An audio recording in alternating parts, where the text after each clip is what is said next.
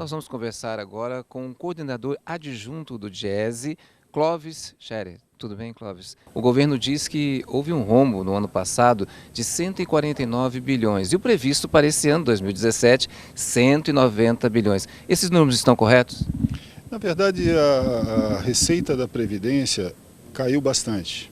Em função da crise econômica, do desemprego, estamos aí com quase 14 milhões de desempregados, as contribuições previdenciárias têm caído. Isso tem provocado esse déficit, que é um déficit que já vem em 2015, né, e que está ligado a essa crise econômica, né? Realmente há essa perda de arrecadação, enquanto os benefícios naturalmente continuam sendo concedidos e, portanto, a conta da despesa continua aumentando. Então, além disso, da questão da economia, né, está fraca também, a expectativa de vida aumentou no Brasil. Então, isso está causando esse desequilíbrio nas contas da Previdência? Na verdade, a questão demográfica ainda está trabalhando a favor da Previdência, porque cada vez mais você tem uma população adulta capaz de trabalhar e contribuir. O problema de curto prazo das contas da Previdência não é ligado à questão demográfica, é sim ligada à questão econômica, à queda da arrecadação, né, ao enfraquecimento na geração de empregos, a perda de empregos, na verdade, isso no curto prazo. No longo prazo existe esse debate sobre em que medida o envelhecimento da população vai afetar as contas da Previdência na sua questão mais estrutural, né? Mas a gente também tem que considerar, por outro lado, que a economia, no longo prazo, se ela realmente provocar um desenvolvimento da estrutura econômica, pode compensar esse envelhecimento da população através de ganhos de produtividade. Então também tem a questão dos recursos da Previdência que não são usados exclusivamente para as aposentadorias e pensões. Parece-nos que também é usado para a área da saúde e educação. A ideia é que haja exclusividade desses recursos? Não, na verdade hoje o que nós temos é um sistema de financiamento da Previdência que se junta à da saúde, da seguridade e da assistência social, formando o que a gente chama de Seguridade Social. Para esse conjunto de três áreas da Seguridade, você tem um conjunto também de receitas que não são só aquelas da contribuição que o trabalhador e o empregador recolhem sobre a folha. Entra aí também o COFINS, o PIS, né, a contribuição sobre o lucro líquido.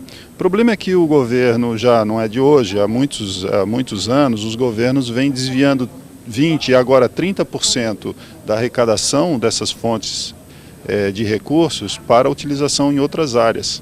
E, portanto, na chamada DRU, desvinculação das receitas da União.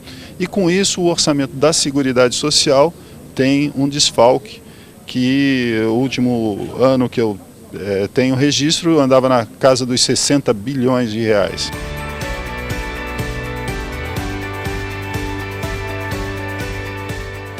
Olá, nós estamos aqui no Fórum Reformas do Governo Federal, falando sobre a reforma da Previdência Social e também da Trabalhista, que é organizada pela Folha de Londrina. Ao meu lado aqui está, tudo bem, como está, o nosso secretário da Previdência Social do Ministério da Fazenda.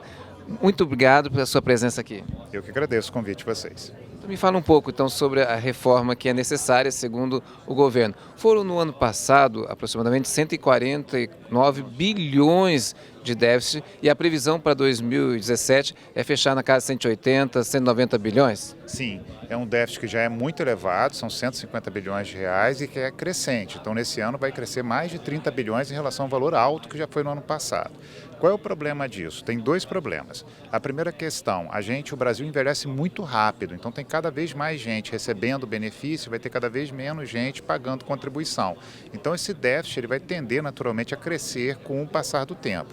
Qual é a outra questão? É que quanto mais a gente gasta com previdência, menos a gente consegue gastar com outras áreas. Então esse gasto adicional com previdência impede que a gente venha gastar mais com saúde, educação e segurança. Com isso, a gente tem muito gasto público, o gasto público fica muito alto, o governo é obrigado a pagar uma taxa de juros muito alta que acaba impedindo a geração de maior emprego e maior renda. Então a reforma da Previdência é necessária para poder garantir o pagamento das aposentadorias e pensões, para que a gente tenha contas que a gente possa pagar e com isso também que o governo como um todo tenha uma conta mais equilibrada e que possa pagar juros mais baixos e a economia crescer mais e gerar mais empregos.